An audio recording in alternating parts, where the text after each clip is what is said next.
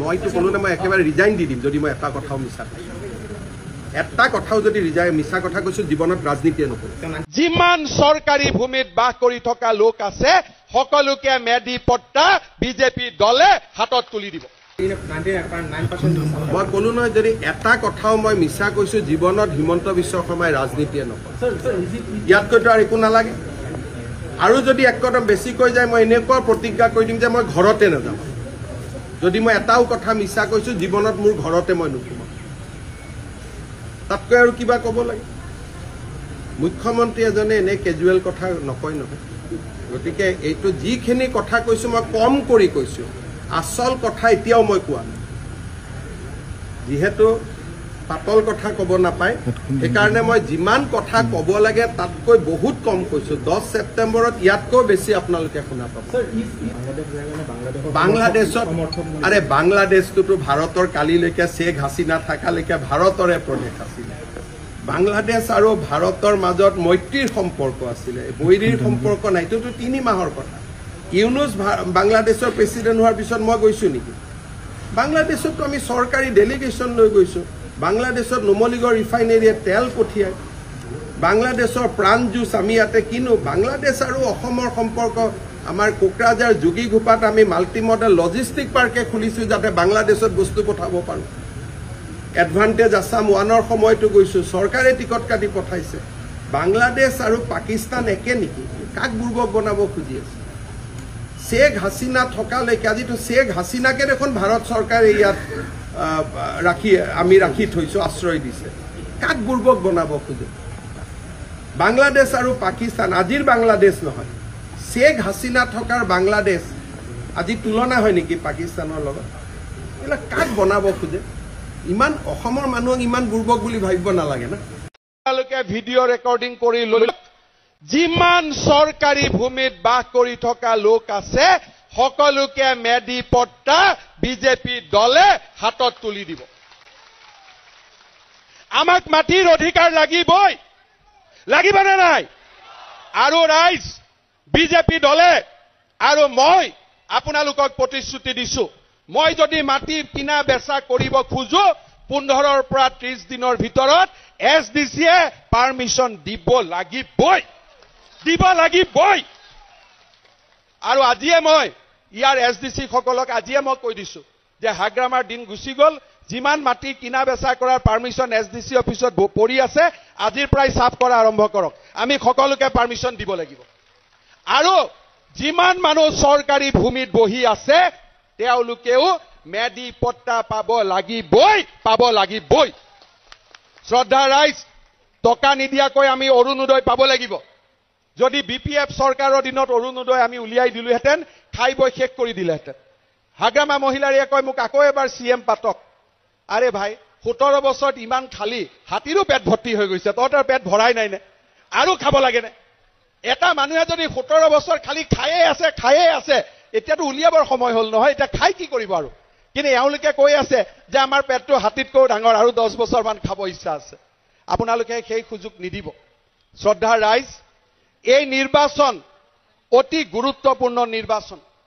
বহুতে ভাবিছিল যে এই নিৰ্বাচনত গণ্ডগোল হ'ব কিবা গণ্ডগোল হ'ব কোনবাই গণ্ডগোল কৰিব মই সিদিনাখনে ফকিৰা গ্ৰামত কৈ গৈছিলো যে গণ্ডগোল কৰাৰ কাৰো সাহস এইবাৰ নাই কাৰণ দিল্লী আৰু দিছপুৰত কংগ্ৰেছৰ চৰকাৰ নাই বিজেপিৰ চৰকাৰ আছে ওদালগুৰিত শান্তিপূৰ্ণভাৱে ভোট হৈ গল বাসকাত ভোট হৈ গল মানুহে নিজৰ মতে ভোট দিছে আৰু ফকিৰা গ্ৰামতো মানুহে নিজৰ মতে ভোট দিব কোনেও আমাক ধমকি দিব নোৱাৰে এতিয়া বিজেপিৰ চৰকাৰ আমি কোনো দ্বিতীয় শ্ৰেণীৰ নাগৰিক নহয় বিটিসি আমাৰ সকলোৰে এখন বিটিসি সম অধিকাৰ আৰু সকলোৰে সমান অধিকাৰ সমান প্ৰিভিলেজ আৰু আমাৰ সকলোৰে সম মৰ্যাদা এই বিটিসিত কোচ ৰাজবংশীৰ পৰা বড়ো অসমীয়া বেংগলী বিহাৰী খ্ৰীষ্টিয়ান হিন্দু মুছলমান আমাৰ সকলোৰে সম অধিকাৰ আৰু সম মৰ্যাদা থাকিব লাগিবই আমি ইয়াত দ্বিতীয় শ্ৰেণীৰ নাগৰিক নহওঁ আপোনালোকে নিজে চিন্তা কৰক আগতে বিটিসিৰ ইলেকশ্যনৰ আগত বন্দুক পাৰ্টি আহি কৈ যায়, ঐ চাবি দে অমুকক দিবি, নহলে দিগদাৰ আছে। কিন্তু এইবাৰ মোদী আছে, এই বন্দুক পাৰ্টিয়েও জানে যে মোদীৰ লগত ধেমালি কৰি লাভ নাই, পাকিস্তানতে বোমা মাৰি দিয়ে আমিনো কি হয়, হয় নহয়? সেইকাৰণে বন্দুক পাৰ্টিয়েও এইবাৰ আৰু ইলেকশ্যনত সোমোৱা নাই, যাকে ভোট দিয়ক দে। তাৰ মানে ৰাইজে মুকলি মনেৰে এইবাৰ ভোট দিছে। এই যে শান্তিৰ পৰিৱেশ কোনে ঘূৰাই আনিলে? বিজেপি চৰকাৰে ঘূৰাই আনিলে। এতিয়া শান্তিৰ পিছত বিজেপিৰ প্ৰতিজ্ঞা, প্ৰতিজন বিটিচি বাসীক সম অধিকাৰ আৰু সম মৰ্যাদা প্ৰদান কৰা হ'ব, এই প্ৰতিশ্ৰুতি মই আপোনালোকক দিছো। শ্ৰদ্ধাৰ ৰাইজ, আমাৰ শক্তি আশ্ৰমৰ উচ্চতৰ মাধ্যমিক বিদ্যালয়খনত বিজ্ঞান শাখা আছে। তেওঁলোকে কৈছে যে ডিগ্ৰীটো বিজ্ঞান শাখা দিব লাগে। তাৰ লগে লগে কৈছে শক্তি আশ্ৰম ৰাজ্যিক চিকিৎসালয়খন 10খন বিচনাযুক্ত কৰিব লাগে। 10খন নহয় 30খন বিচনাযুক্ত কৰি দিব। ঠিক আছে? আৰু এই ডিগ্ৰী কলেজতো আমি সায়েন্স ষ্ট্ৰীম দিয়াৰ ব্যৱস্থা কৰিম, সেই প্ৰতিশ্ৰুতিও মই আপোনালোকক দিছো। আজি সম্পক দে মোক লৈ গ'ল গাঁৱৰ ভিতৰত, ৰাস্তা ঘাটৰ অৱস্থা নাই। সম্পকক জিকিব দিয়ক। প্ৰথম বছৰতে আমি 100 কিলোমিটাৰ পকী ৰাস্তা অকল ফকিৰা গ্ৰামতে আমি বনাম, সেই প্ৰতিশ্ৰুতি মই আপোনালোকক দিছো। আৰু আমাৰ ইয়াত ইমান ডেকা ল'ৰা মোৰ লগত মটৰচাইকেল দি গ'ল, ইয়াত বহুত ডেকা ল'ৰা আছে, ভাল লাগিলে। তেওঁলোকৰ কাৰণে 10 কোটি টকা খৰচ কৰি এখন ষ্টেডিয়াম আমি ফকিৰা গ্ৰামত বনাম, সেই প্ৰতিশ্ৰুতিও মই আপোনালোকক দিছো। 16,000 পৰিয়ালে অৰুণোদয় আঁচনি পাব, 830 টকা বেংক একাউণ্টত আহিব। মহিলাসকলে 25,000 আৰু 50,000 আত্মসহায়ক গোটৰ ধন পাব। ঠিক তেনেদৰে যুৱক যুৱতীসকলকো আমি স্বয়ং আঁচনিৰ মাজলৈ লৈ আহিম, যাতে তেওঁলোকেও ক্ষুদ্ৰ ব্যৱসায় কৰিবৰ বাবে চৰকাৰৰ পৰা 50,000 টকা পাব পাৰে। তাৰ লগে লগে ইয়াৰ 30খন বেডেড হস্পিটালেই হওক, তাৰ মোৰ আৰু এটা মই অৰূপক কৈছো, যিহেতু ফকিৰাগ্ৰাম ডাঙৰ সমষ্টি, এই কলেজখনক ডিগ্ৰী দিয়াৰ লগে লগে আৰু এখন ভাল স্থানত মই আপোনালোকক কোকৰাঝাৰ গভৰ্ণমেণ্ট কলেজৰ দৰে এখন ফকিৰাগ্ৰাম গভৰ্ণমেণ্ট কলেজ আপোনালোকক মই দিম। খুব সোনকালে এই কামখিনি হৈ যাব, যাতে আমি ৰাইজে উন্নতিৰ জখলালৈ যাব পাৰো, নতুন দিগন্ত আমি দেখা পাব পাৰো। কাল ৰাত্ৰি নাথাকিব, আকৌ নতুন প্ৰভাত হ'ব। 86 চনৰ আগত আমাৰ যি পৰিৱেশ আছিল, সেই পৰিৱেশ আমি আকৌ এবাৰ ঘূৰাই আনিব লাগিব। বড়ো আন্দোলনৰ আগত এই বড়ো ভূমিৰ যেনেকুৱা অৱস্থা আছিল, তেনেকুৱা অৱস্থালৈ আমি ঘূৰি আহিব লাগিব, যাতে কোনো মানুহে কাৰো ওচৰত শোষিত আৰু বঞ্চিত হ'বলগীয়া নহয়। শ্ৰদ্ধাৰ ৰাইজ, আপোনালোকক মই ধন্যবাদ জনাইছো যে এই দীঘলীয়া নিৰ্বাচনী প্ৰচাৰ যোৱা মাৰ্চ মাহতে মনোনয়ন হৈছিলে। প্ৰায় 10-11 মাহ ধৰি অপেক্ষাৰ অন্তত অহা পৰহি বিটিচিত নিৰ্বাচন হ'ব।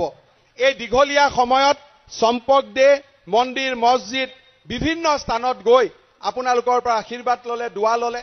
তেওঁ বিভিন্ন স্থানত আপোনালোকৰ লগত গ'ল, ওচৰত গ'ল। আনকি ফকিৰাগ্ৰাম বজাৰত যেতিয়া জুই জ্বলিছিল, তেতিয়াও মোক প্ৰথম ফোন কৰি খবৰ দিছিলে অৰূপ দে। সদায় দুখীয়া মানুহৰ কথা তেওঁ মনত ৰাখে, খুব ভাল ল'ৰা, আৰু মই নিশ্চিত যে ইয়াৰ ভৱিষ্যত আৰু ভাল হ'ব যদি আপোনালোকে এবাৰ পঠাই দিয়ে।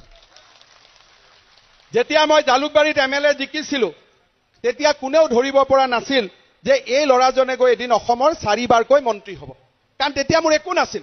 কিন্তু জালুকবাৰীৰ ৰাইজে মোক মৰম কৰি আগুৱাই দিছিল যে তোমাৰ মাজত কিবা এটা দেখিছো, তুমি আগুৱাই যোৱা। ঠিক তেনেকে মই ভাবো অৰূপ দেৰ আজি বয়স আছে, আপোনালোকে যদি তাক ভালদৰে আগুৱাই দিয়ে, গছ এডাল পুলি ৰুব, পানী সাৰ চব দিব, এইটো ডাঙৰ গছ হৈ যাব এসময়ত। আৰু অৰূপ দেৰ ভৱিষ্যত আছে, যি ধৰণে কষ্ট কৰিছে তাৰ পৰা মই ক'ব পাৰো, অৰূপ দেক যদি এবাৰ আপোনালোকে জিকাই দিয়ে, পিছলৈ আৰু ঘূৰি চাব নালাগে, এই ফকিৰাগ্ৰাম সমষ্টি এটা জাকত জিলিকা সমষ্টিলৈ ৰূপান্তৰিত হ'ব।